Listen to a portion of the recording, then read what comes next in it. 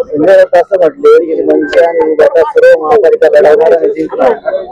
मला वाटतं संजय राऊतने का जे स्टेटमेंट केलेलं आहे ते आता दोन्ही पक्षाचा प्रवक्ता म्हणून केले की काय याबद्दल शंका उपस्थित व्हायला लागलेली।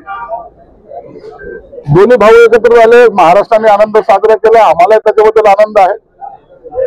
परंतु एक त्यांनी काल केलेल्या स्टेटमेंटमुळे आजपर्यंत संजय राऊतने जे जे भाकीतं केलेली आहेत ते भाकीतं उलटी झालेली हा इतिहास आहे।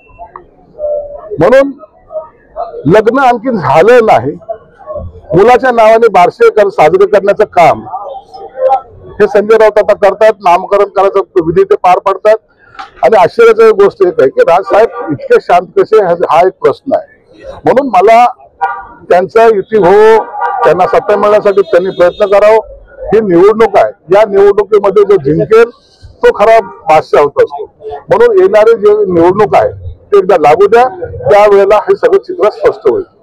राऊत असंही म्हटले की राष्ट्रीय ठाण्याचे नेते नाही, नाट्याचे नेते नाही, राष्ट्रीय आणि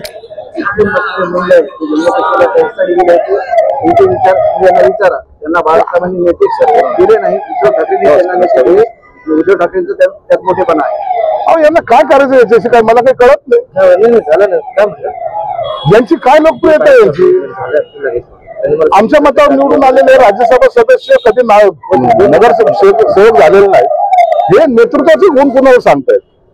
नेतृत्व आमच्यात नसेल तर त्या एकनाथ शिंदे साहेबांनी या विधानसभेमध्ये 60 सीट निवडून आणल्यात, छातीवर बसून ठोकून आणल्यात, हे त्यांचं नेतृत्व नाही। तुम्ही जे काय घोषणा करत होते मुख्यमंत्र्याचा चेहरा कोण, 20 सीट आल्या, काय स्वतःचा पराजयासाठी कधीतरी त्याचं चिंतन मनन केलं पाहिजे। इथं नेते काही बोलत नाही, परंतु या संजय राऊत सारख्या माणसाने पक्ष धुळीस मिळवला हे मात्र निश्चित आहे। बेस्ट कर्मचारी जी निवडणूक आहे त्या मतपेढीचं जे आता घोटाळा झाला आहे आणि आर्थिक गुन्हे शाखेतून आता तपास सुरू झाला आहे। दोन ठाकरे बंधू एकत्र आल्यामुळे सत्ताधारी असं करतात असा आरोप होतो आणि दानवेंनी देखील असंच म्हणले की सत्ताधारी सत्तेचा वापर करतात। अहो जर घोटाळा झाला असेल चौकशा प्रत्येक गोष्टीच होत असतात, होऊ दे ना, काय फरक पडतो। जर घोटाळा झाला नसेल तर काय चिंता आहे त्याची? म्हणून काहीतरी आहे तिथं, म्हणून एवढी मोठी ताकद तिथं लागते असा त्याचा अर्थ सुद्धा होऊ शकतो। म्हणून चौकशी अंती जे काय होईल ते होईल, आम्ही कायदेशीर कारवाईमध्ये कुठेही पडत नाही। नरेंद्र मोदींनी लाल भाषण केलं, टीका केली, असं म्हटले की 12 वेळा तुम्ही भाषण केले, आता 12 वाजले आहेत, 13ची तयारी आहे, घरी जायची वेळ आली, लोक आता सत्तेत राहणार। हो, संजय राऊतचं आणि मोदीवर बोलायची लायकी तरी आहे का? याच्यासारख्या चिल्लर माणसाने मोदी साहेबांवर बोलू नये।